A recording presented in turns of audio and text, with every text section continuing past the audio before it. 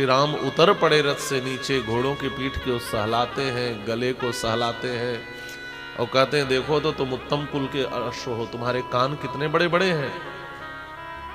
तुम्हारी कहानी हमें पिताजी बचपन में सुनाते थे, हमने सुना है तुम बड़े बड़े युद्ध में भाग लेते थे और हमेशा हमारे पिता के साथ रहते थे।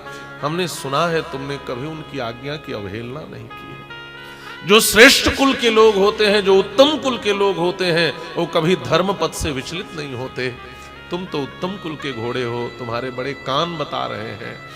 जैसे मैं अपने पिता के वचन का पालन करने के लिए, इस धर्म का पालन करने के लिए वन को जा रहा हूं, ऐसे तुम्हें भी अपने राजा के आदेश का पालन करना चाहिए। इतना सुनकर रोते हुए घोड़े भी सिर हिलाते हैं और धीरे धीरे अयोध्या से आगे बढ़ते हैं। पूरी अयोध्या में हाहाकार मच जाता है। कल कल निनाद कर कर प्रवाहित होने वाली सरयू की धारा स्तंभित हो जाती है। प्रवाहित होता हुआ पवन शांत हो जाता है।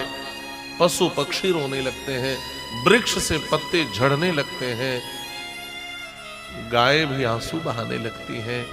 सारे अयोध्यावासी अपने घर को छोड़ करके रथ के पीछे दौड़ने लगते हैं और दौड़ते हुए सबने एक ही बात कही, अरे कैकेयी तू रह इस अयोध्या में, बनाए अपने भरत को राजा, हम सारे अयोध्यावासी अयोध्या छोड़कर चले जाएंगे तो तुम्हारी अयोध्या एक जंगल की तरह वीरान हो जाएगी और जिस जंगल में श्री राम रहेंगे हम उस जंगल को अयोध्या से सुंदर नगरी बना देंगे।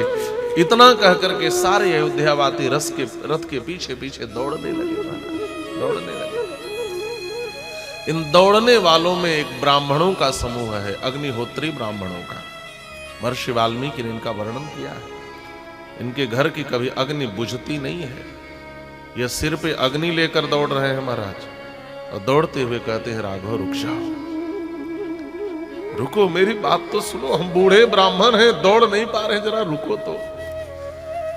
इन बूढ़े ब्राह्मणों को पीछे पीछे दौड़ते देखकर राम जी रुकते हैं।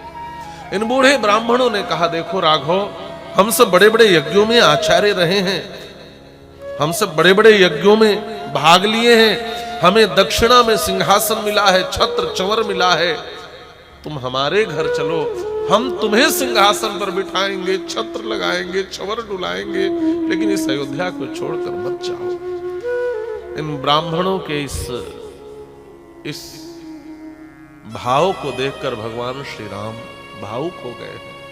उनके चरणों में प्रणाम किया और हाथ जोड़कर प्रार्थना करते हैं, आप ऐसा मत कहो, मैं अपने पिता के वचन को असत्य नहीं होने दे सकता। मैं धर्म का पालन करने के लिए वन को जा रहा हूं। इनसे भी विदा लेकर राम जी आगे बढ़ते हैं। पूरी अयोध्या करुणा के समुद्र में डूब गई। सबको रोते विलखते विसूरते विलाप करते करुण क्रंदन करते छोड़कर श्री राम वन को चल पड़े।